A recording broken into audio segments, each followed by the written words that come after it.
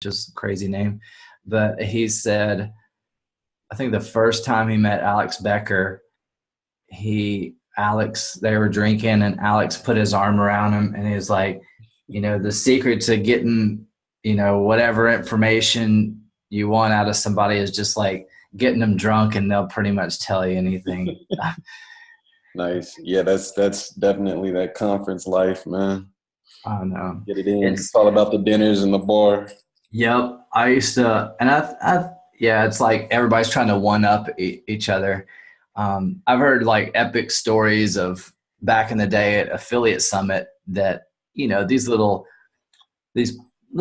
guys like us, they came into all this money really quick in their, teens and 20s, and they go to something like affiliate marketing or Affiliate Summit, which is usually was in Vegas, and now I've got one in New York, but the Vegas one was just crazy. And these internet marketers would just be bottle service at the bars, throwing out $100 bills, like seeing who's got the most money, and like, just stupid spending, like just because they have it and they're, 21 years old with an Amex Black, and like, you just stupid parties. And I bet. Gotta get that rock star life in. Yep, and then you go broke, and then you have to get it all back again. Right, exactly. Yeah, man, but that sounds cool, man. I look forward to getting to a level and going to those conferences soon and stuff in the next couple of years. Walking across stage, like a real baller. For real. Now, to walk across the stage at Clickfunnels, you have to be on the top 50, top 100. What is it? How does that work? They give awards for dream cars. They give award for 2 Comma Club and 2 Comma Club. Okay. The other one, whatever, the 8-figure club. And what is 2 Comma Club exact? What does that mean exactly? Like how many people you have signed up under you? No, I'm kind of curious if people if they're gonna create a 7-figure award for affiliates, because there's been a couple of people that have made $1 million in commissions as an affiliate. But 7 figures, how we think of 7 figures is, you have to have made 7 figures with your funnel. But I've heard stories where it's like, that's not always the case. I wouldn't feel right being a 2 Comma Club winner if I hadn't generated at least $1 million in sales. But I've heard for some people, I don't know all the scenarios and stuff, but say if you had a sales funnel that sold $1 million house, well, you didn't make $1 million, but the house was worth $1 million. Well, that's not hard to do with real estate, right? So I don't really. So they're trying to make that count just because of what I've heard of a couple of cases like that. So like, don't get super wild by everybody that you see that's 7-figure, whatever, 2 Comma Club, because and this counts too. This is like legitimately counts too. So like, this is kind of a joke, but almost anybody can do that. If you give me $2 million, I can turn that into $100 like that, because I'm good at losing money. I can, invest in paid traffic and get 50% back. Anybody can do that. And I would qualify, but I don't, a lot of it's just gross. It's not net sales. I mean, my friend Rachel S. Lee, she talks about it a lot. She's got a 2 Comma Club award, and she definitely doesn't have $1 million in the bank, but to qualify, she got the award. And then actually from there, she kind of segued into affiliate stuff. So nice. And really successful that way. Nice. Okay. Yeah, I'll have to dig in a little bit. I just started on the promoting Clickfunnels and trying to, get that started this month. So I'm going to push pretty hard on that. Update on Thrive Themes. I got all that stuff set up, and I'm using like their little opt-ins, and just added a couple people to my email list. So that was pretty cool already. And I just set it up. couple days ago. So, but yeah, man, it's really interesting. There's like a huge eye opener. I'm going to dig into. They have a course that only people with a membership to Thrive Themes can take, and it's all about creating a course. And so I'm going to take that. They have like an in-house WordPress plugin for it, and then you add that with a program called Sendow, and those are only two. That's your stack right there. So I'm going to play around with that and try to see where I can go. I kind of made a video yesterday for Instagram TV, kind of throwing out the idea of having like a blue highlighted text community where they kind of get to see over my shoulder and get access to certain videos, some of these videos and other stuff that I'm not releasing on YouTube. So yeah, man, just experimenting. Oh, I just published on Amazon too. I just published my first book on Amazon. Oh, cool. Yeah, I was avoiding it, man. You know, you have that resistance where you start to notice there's that one task you don't want to do.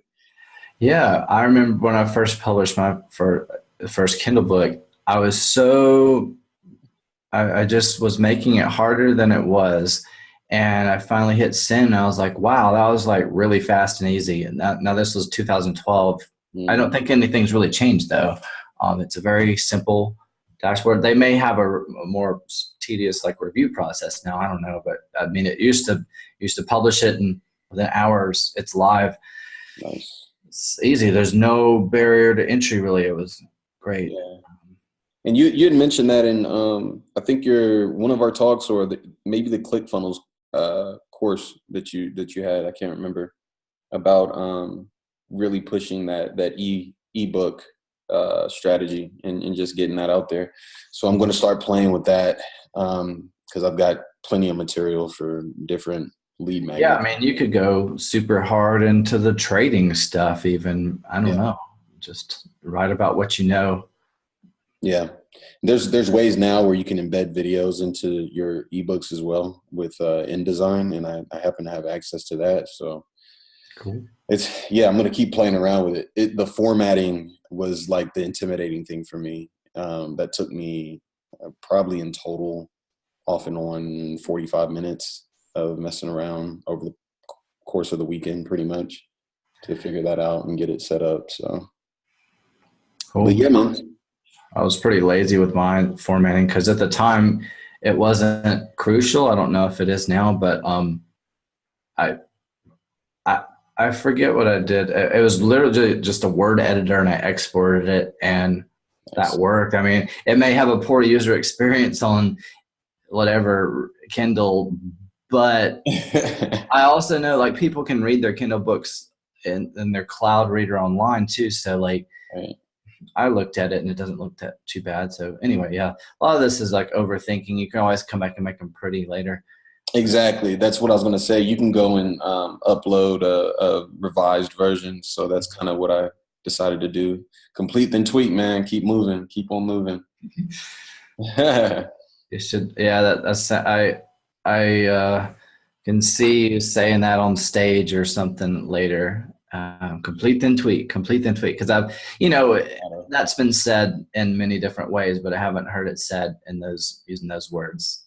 Nice. Yeah, man, I'm all about it. But nah, man, I just wanted to have like a real quick video. I know you're about to finish your last packing and all that good stuff and get on up out of here. But yeah. Maybe we can touch on that because I'm going to Funnel Hacking Live and Traffic and Conversion Summit, and that was I avoided going to live events for a long time, mostly for two reasons. One, because I thought I couldn't afford it, and it was kind of intimidating because it was outside my comfort zone. I didn't feel like I was worthy to come to those, where that's like the biggest lie you can tell yourself, because if you don't feel like you're whatever, because you haven't made $1, you can't hang out with millionaires. That is the exact reason why you need to be there. Right. Because it's going to help you get there faster. And then the second thing was when I first started learning about live events, I just thought it was just, I'm an introvert, and I just thought it was really weird that like internet marketers were going to be congregating all together. And I just thought it would be a bunch of just awkward, introverted weirdos. And I'm like, I don't want to be in a whole room full of these people. Like, these are like the people that I didn't want to talk to in high school, in a whole room of them. Like, why would I pay to be there? And, you know, it turns out it's like the total opposite. Everybody's pretty cool and you're all speaking the same language. So I would highly recommend finding live events. If you don't know of one already, depending on when you watch this video, those are 2 good events. And those you'll eventually, by going to live events, you'll meet a lot of people there, and you can sort of ask around, what other events do you go to? Because these are 2 large events, so they're not super intimate. You can meet a lot of people, but you know, a lot of the super duper valuable information is shared at the smaller live meetups and masterminds. So you can find out what those are by talking, you know, in the conversations you have with people at events like this. You got a lot of people to talk to, and you can just ask around and say like, hey man, what other events are you going to this year or next year, or have you been to in the past? And that's I've been to some smaller masterminds, and I've found out about them from going to places like this and events like this. So. Nice. Yeah, I feel like IMP, Internet Marketing Party here in Austin, if you're not familiar. That was the first time I ever went to anything internet money making related, and I was like blown away. I ran into David Gonzalez, the founder or whatever, on an elevator randomly, and he invited me just out of the blue, and I've been going ever since. That was back when I didn't have a business at all. I didn't have any plan to really learn how to make money online. But as soon as I saw it, I was like, whoa, this is really, really interesting. And that kind of made me, that's how I met you. That's how I met Matt. That's how I kind of started on my way. So if people are watching this and you're wondering, hey, I'm new, what should I do? Hit up like meetup.com, get on Facebook, look for local groups and meetups, and go to those and start to kind of get your feet wet and get comfortable so that you can go to the bigger events if you don't want to jump straight in and go to a big event from the jump. But yeah, man, there's like this learning curve, right? When you're brand new, or when you're just a couple years in, or if you don't feel worthy, where you're like wanting to make sure you don't ask stupid questions, make sure you're saying the right things, make sure you don't seem like a novice. And I think it's natural. It's all about first impression. Like, you just want to make sure you come across the right way. Totally. I mean, you don't want to be in a position where you are face to face with someone like Tony Robbins and you're a newbie, and then your one opportunity to ask him a single question and it comes out like, you know, what's the secret to making money online? Like, you know, you could have come up with something better and you know it, and you just sort of blew your one opportunity to ask that person that, you know, that question. You don't want to come across as that person. Cause it, you know, that I've had situations where I've met people, and then years later, I was a little bit more successful when I met them again. And everything was fine. One example is, I don't know if you've heard of John Crestani, but yeah. So my very first live event was Chris Records 3C event in January of 2016.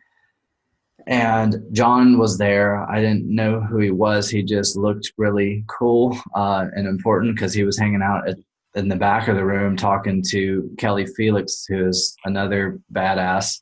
And you could just tell they're successful because they didn't really care about the event that was going on. And then afterwards, I don't know, I knew of Kelly. I met him there, but I knew of Kelly from another program I was in.